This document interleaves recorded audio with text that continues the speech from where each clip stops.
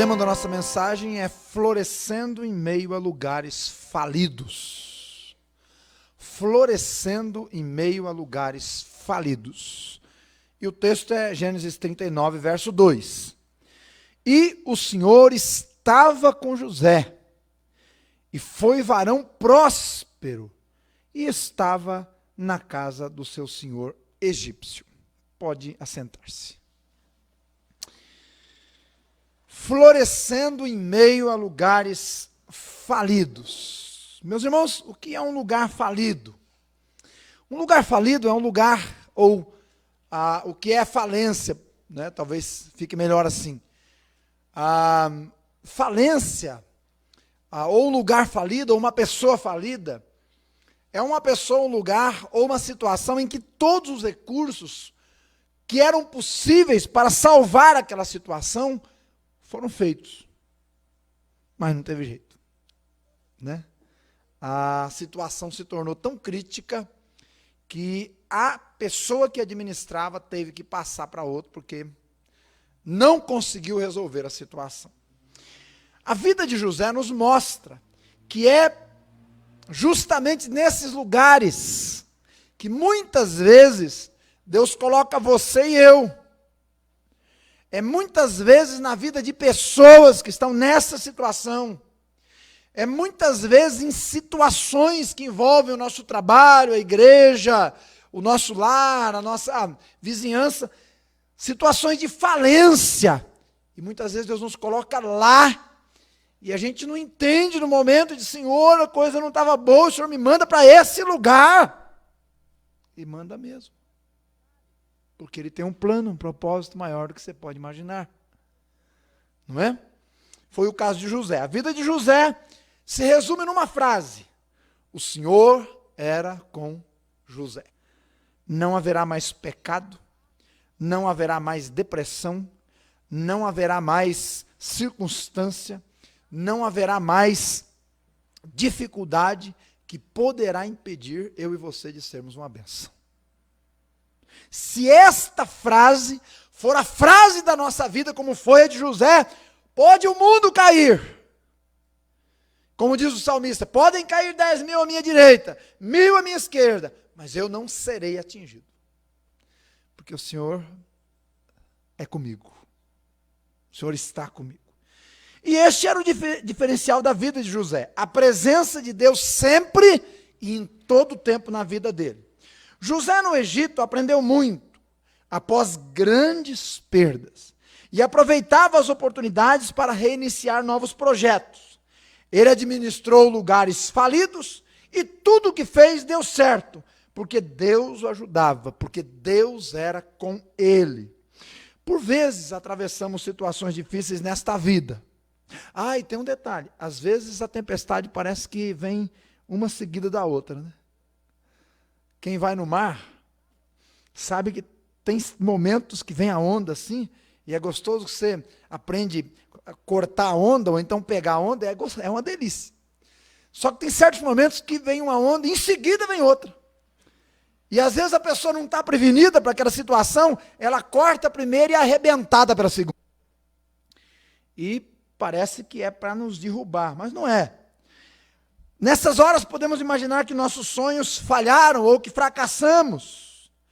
Porém, se permanecermos firmes e não nos esquecermos de que Deus é conosco, podemos florescer onde Deus nos plantou. E quem sabe foi justamente para aquele momento que Deus te colocou ali, naquela situação. Mas pastor, será que esquecemos às vezes que Deus é conosco? Você tem dúvida? Eu não tenho. Mesmo sendo pastor, às vezes, diante das circunstâncias, da dificuldade, das lutas do mundo, do dia a dia, você se vê envolvido em problemas, em dificuldades, e momentaneamente pode acontecer a gente esquecer que Deus é conosco. E a gente querer resolver tudo na nossa força, sem orar, e a gente acaba se esquecendo que Ele é Deus na nossa vida. No entanto, se o buscamos, Ele se deixa achar, e achando-se, põe-se a abençoar. Não é? José foi abençoado. Quero que vejamos 3 momentos em que José lidou com projetos falidos, em lugares melindrosos, e floresceu mesmo ali. Gostaríamos que, enquanto pensamos nisso, aprendêssemos 3 bênçãos de Deus não seja maior e possa transformar aquele momento. Não há. Segundo, não há um ambiente triste, tão triste em que ele não possa encher de esperança.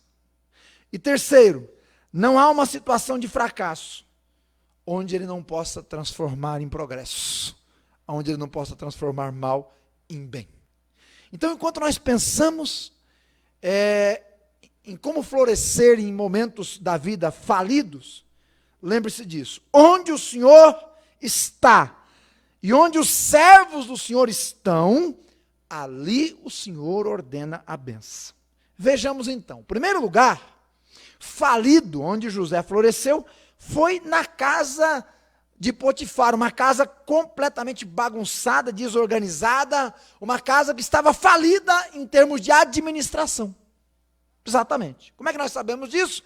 Os versos de 1 a 6 nos dizem, especialmente os 5 e 6 que eu leio neste momento, peço que você acompanhe.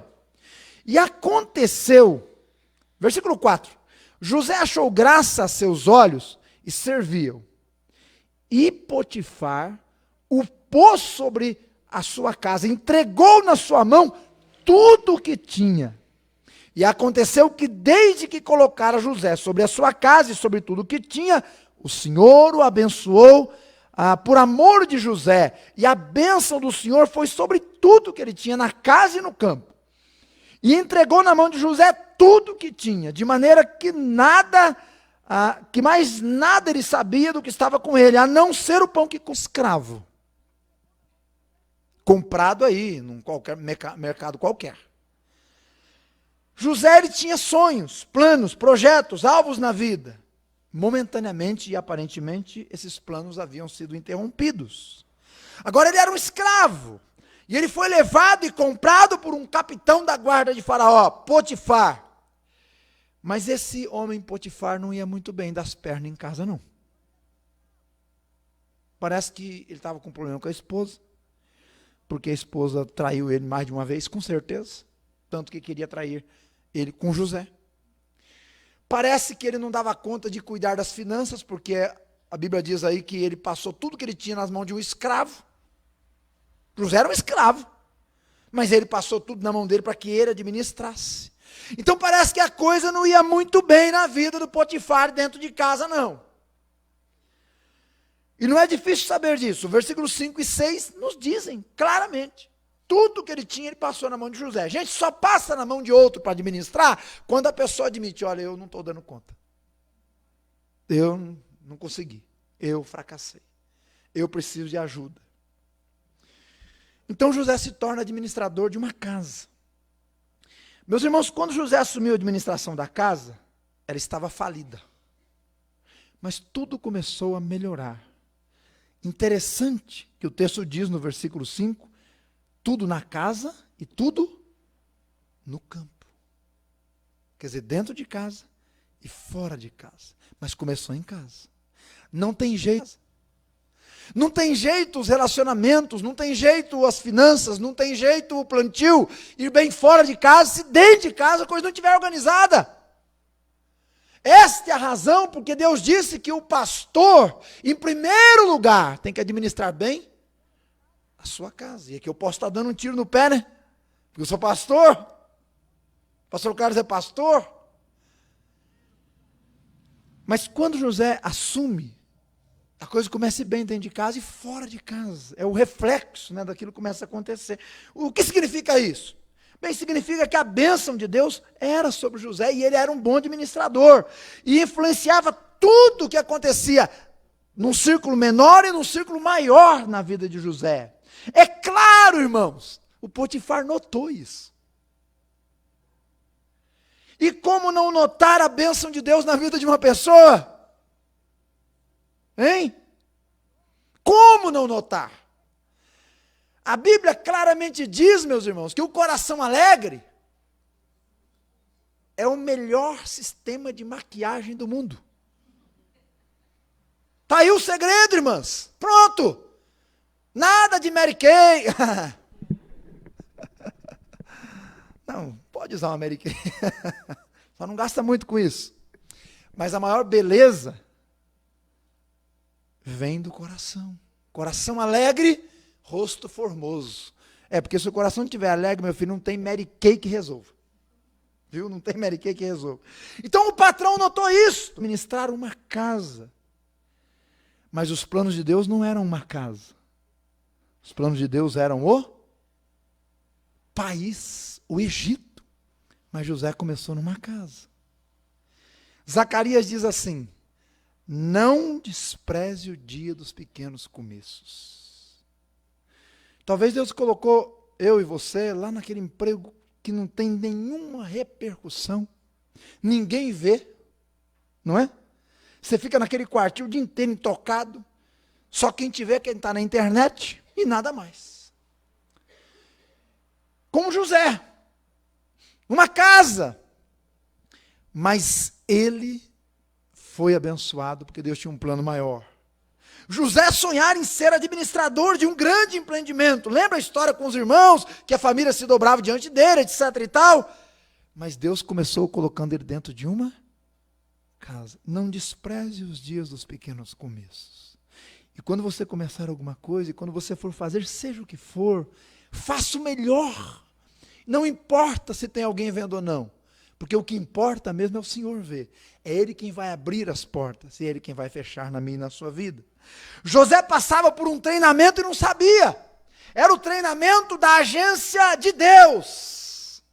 Que depois o iria fazer subir ao trono. O que José sabia era que devia permanecer fiel, comprometido, trabalhador e fazendo o que estava fazendo como ao Senhor.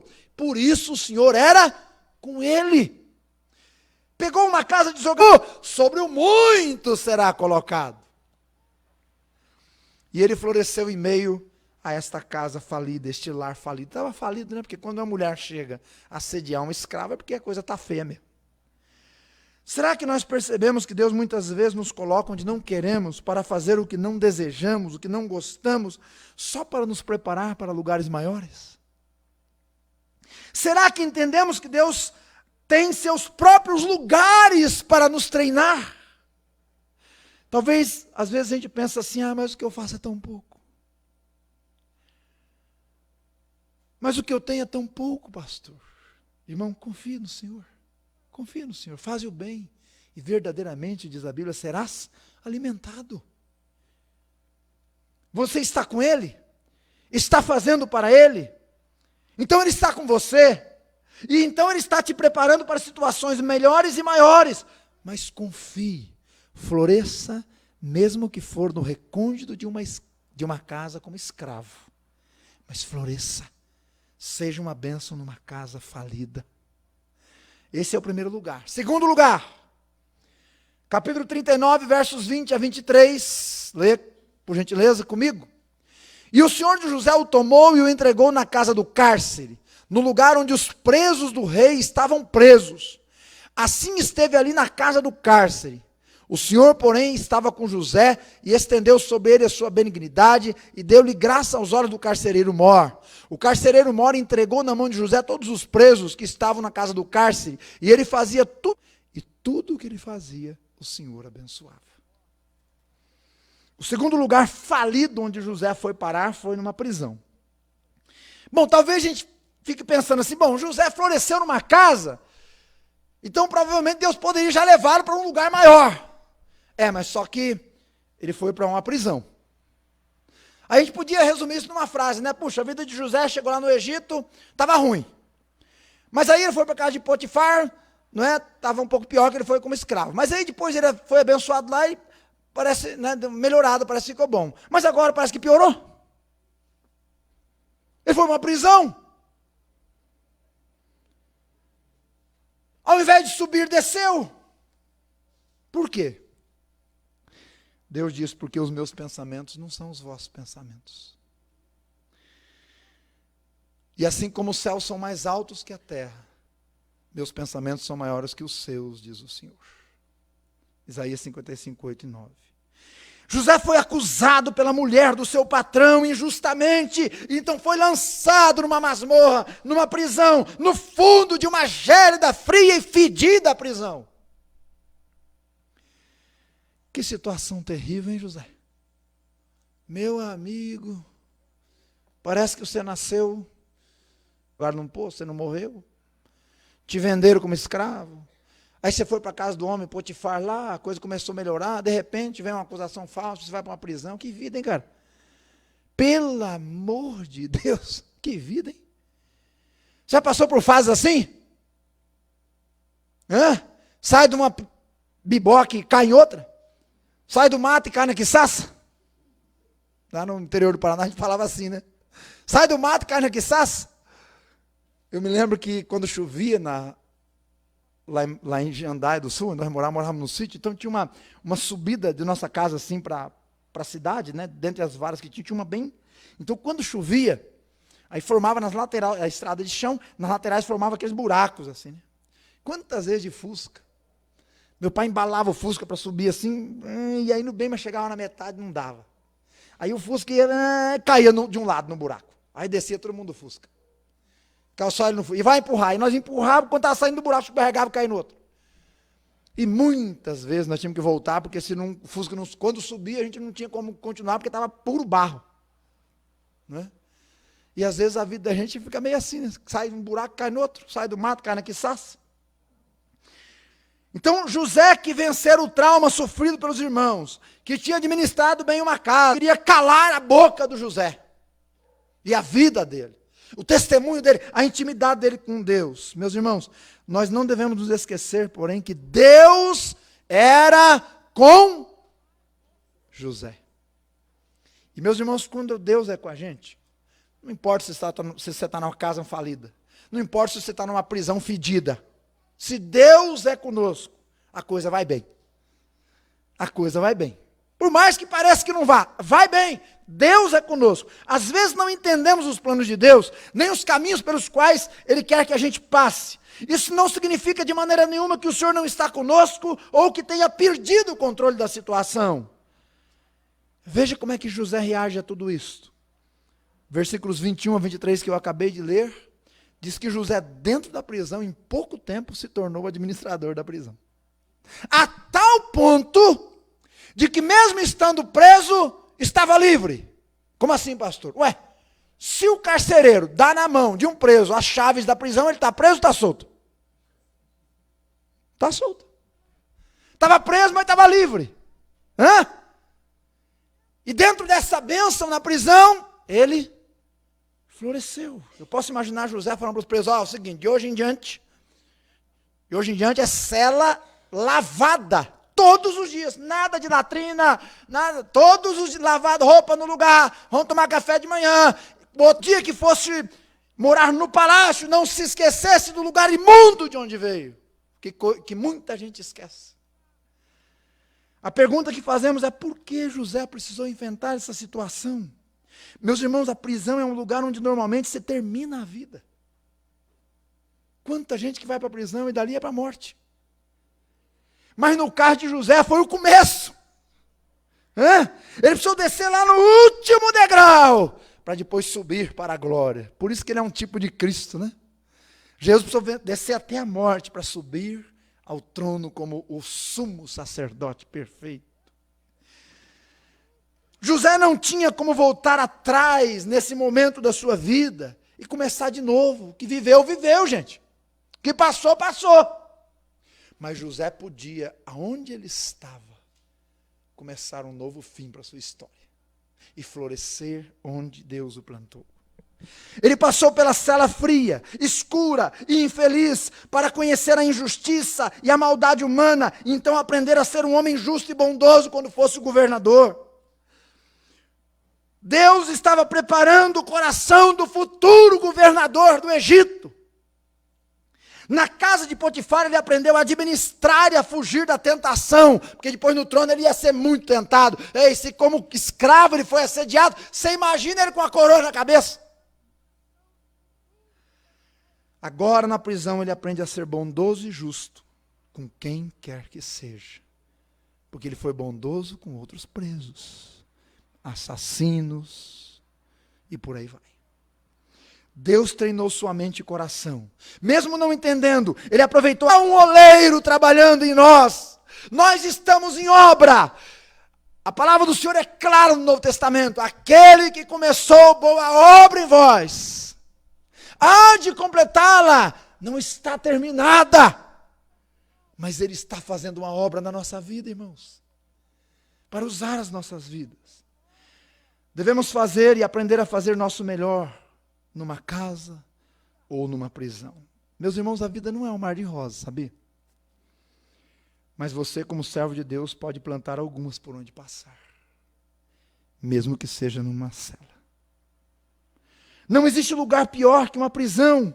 E se uma prisão pode ser transformada por um servo de Deus, cuja Bíblia a vida diz que o Senhor era com ele, que lugar nesse mundo não pode ser transformado? Seu lar pode ser, sua família pode ser, seu local de trabalho pode ser, sua igreja pode ser, irmão. Acredite em Deus. Tem até um cântico que diz: acredite em Deus. Acredite! Acredite! Não deixa só a torcida do Galo gritar: eu acredito, eu acredito. Não deixa só eles gritar, não. Diga você como crente, você tem razão para dizer: eu acredito em Deus. Eu confio. O trono do Egito, capítulo 41. 41, vá lá por favor comigo, versos 39 ao 43, é curtinho essa parte. É curtinha, melhor dizendo, né? E disse, 38 também, e disse Faraó a seus servos: acharíamos um varão como este em que haja o Espírito de Deus? Depois disse Faraó a José: pois que Deus te fez saber de tudo, ninguém é tão sábio como tu. Tu estarás sobre minha casa, e por tua boca se governará todo o Egito. Somente no trono eu serei maior do que você. Disse mais Faraó a José: vês aqui te tenho posto sobre toda a terra do Egito. E Faraó colocou o seu anel em sua mão. Meus irmãos, Faraó não sabia, a não ser depois que José falou com ele, mas estava prestes a ver as suas efígies virarem caco. Ele não sabia, mas estava prestes a acontecer com a fome que viria sobre todo aquele mundo. A fome acabaria com tudo e todos. Acabou com muitas nações, desapareceram nesse período da história aí, ó. Acabaram, desapareceram morrendo pela fome. Antes, porém, chegar o momento de Deus tirar José da prisão e colocá-lo no trono. O vaso que ele treinara agora estava pronto e seria derramado sobre a terra do Egito. Isso é bonito, não é não? Vidas derramam-se em outras vidas para abençoar. Porém, primeiro ele precisou ser preparado. Não foi uma fase boa, mas chegou o momento da mudança. Chegou o momento de Deus transformar o mal em bem. Da mesma forma das anteriores, o Egito estava no momento de falência, mas Deus preparou José para aquele instante da história. No meio da pior crise da história do Egito, Deus o usou para abençoar o Egito e milhares de vidas. Deus o preparou, Deus o moldou, Deus levou a ele por caminhos duros. Ele andou com Deus, Deus o levou ao trono, Deus era com José. Agora sabe o que me impressiona? O caráter do homem que Deus é com ele. Veja comigo o capítulo 41, versículo 16. Quando José revela o sonho apavorante de Faraó, olha o que José diz no versículo 16. E respondeu José a Faraó dizendo: isso não está em mim. É Deus quem dá a resposta. Percebe José tirando toda a glória dele? Faraó, eu não sou ninguém. Você me conhece, eu não passo de um escravo. Mas há um Deus todo-poderoso que faz. Humildade. Note a outra coisa importante. Capítulo 41, versículo 38. Os versículos 38 e 39 dizem que o Faraó, em que haja o Espírito de Deus, ele foi reconhecido como servo de Deus. Um servo de Deus. E no capítulo 41 ainda, versículo 19 a 37, quando o Faraó conta o sonho para ele e ele vê a interpretação, nos é mostrado então que José era alguém que via além do normal. Ele tinha uma visão de Deus mesmo. Meus irmãos, com isso ele fez um plano de contenção de alimento, prevenção para o futuro, nos anos difíceis, pensou nos outros, porque o capítulo 41, versículo 38 a 37 diz que ele pensou em guardar para alimentar outras nações, e alimentou mesmo, né? Tanto que a própria nação dele depois foi parar no Egito alimentado por ele. Porque Deus plantou ele numa casa como escravo e ele floresceu. Deus plantou ele numa prisão como um injustiçado, mas ele floresceu. E Deus plantou ele num trono e ele floresceu. Termino. A vida de José foi marcada por projetos que falharam. Talvez alguns seus falharam. O que fazer? Ele foi parar numa casa falida, numa prisão falida e num trono falido. Mas Deus o fez florescer ali. Organizou um lar desorganizado, levou esperança a uma prisão de desespero e tornou-se o mentor e condutor de uma nação fadada ao fracasso. Floresceu em lugares falidos por onde passou. Detalhe, ele poderia ter falido nesses lugares. Poderia ter tido uma briga lá com o copeiro que esqueceu dele, coisa e tal. Morreria preso e falido. Poderia ter falido lá no trono, como agora todo poderoso, né, entre aspas aí, todo cheio de poder, poderia ter se entregado à avareza, à idolatria. Você sabe como é que é quando uma pessoa é revestida de poder, aliás já disseram, né, quer conhecer uma pessoa, dá poder a ela. Aí o que está dentro vem fora. No entanto, Deus era com José. Ao invés de falir, floresceu por onde passou. Será que a nossa vida será assim também? Ou faliremos, ou floresceremos. Quero terminar com uma pergunta, igual o livro de Jonas. Acho que é a primeira mensagem da minha vida que eu vou terminar com uma pergunta. Para que, ou para o que você acha que Deus nos permite vivenciar momentos falidos? Para quê? Para falir com eles? Não foi o que aconteceu com José. Ele floresceu. Escute, Deus te fez para florescer e dar frutos. Floresça e frutifique. Vamos orar. Querido Pai, muito obrigado pela tua palavra. Louvado seja o nome do Senhor. Somos instrumentos teus, colocados neste mundo para enfrentarmos as mais variadas situações. Com folhas, não, mas como uma árvore que produz frutos, floresce e dá frutos, como José. Deus ajude-nos. Há tantas famílias falidas, Senhor, há tantas vidas falidas, há tantos lares arruinados, há tantas igrejas falidas, Senhor Deus, há tantos bairros, há tantas pessoas ao nosso redor. Senhor, tem misericórdia. O Senhor nos colocou neste mundo e nos designou para irmos e dar frutos. Que seja assim, para louvor do Senhor, em nome de Jesus. Amém. Amém, irmãos? Amém. Que Ele nos abençoe e nos use para a sua glória.